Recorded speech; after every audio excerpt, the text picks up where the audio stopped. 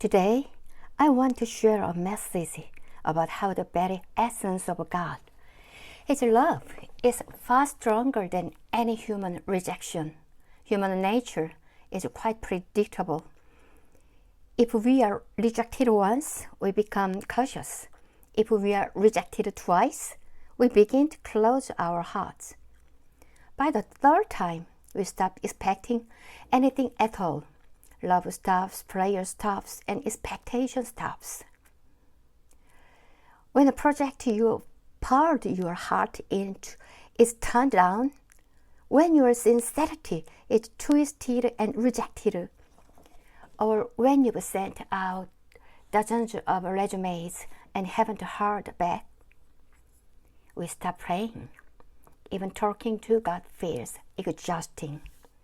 The moment a thought it's no use, takes root. The fire within us goes out. That is who we are.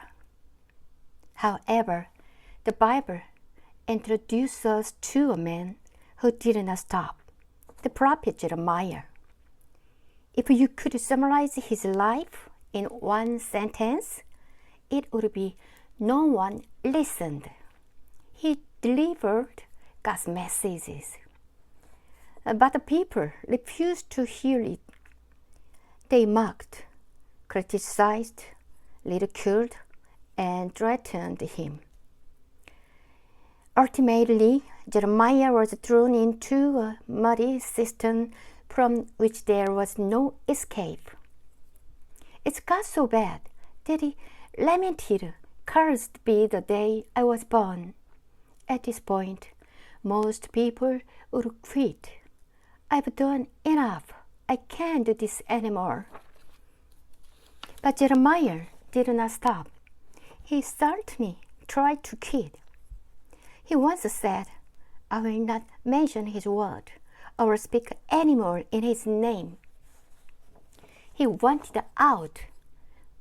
But immediately following that thought, he confessed, "But his word is in my heart like a fire shut up in my bones. I am weary of holding it in. Indeed, I cannot." He wanted to stop, but he couldn't, not because of his own willpower, but because God's heart was moving within him. From a biblical perspective, Jeremiah's suffering was a revelation of God's own heart. For centuries, God had been forgotten and rejected by his own people. Jeremiah wasn't just a speaker. He was an intimate friend sharing in God's grief. The powerful core of the Christian faith is the declaration, "This life is not all there is." Jeremiah didn't stop because he believed in a glory that far outweighed his present suffering. Now, our question must change. It's not why didn't Jeremiah stop, but why doesn't God stop? We move based on reaction, but God is different. He speaks even when no one listens. Why? Because God's essence is love. That is why He never stops. The most extreme evidence of this unstopping love is Jesus Christ.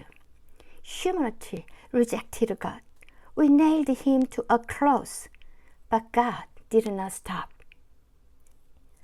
Instead, He used that very cross to push His love all the way through to us. The fact that I have stopped, but God hasn't, is the very reason I can start again. You might have stopped, you might have locked the door, but God is still walking toward you. You can hear His footsteps when a song of praise suddenly circles your mind, when a kind word brings you to tears. These are the sounds of God's footsteps. If you feel like God is still speaking, just try listening one more time. The place where your prayer stopped is not the end of your story. Move the boat of your heart just a little bit. Start there. That unstoppable love will be what keeps us alive.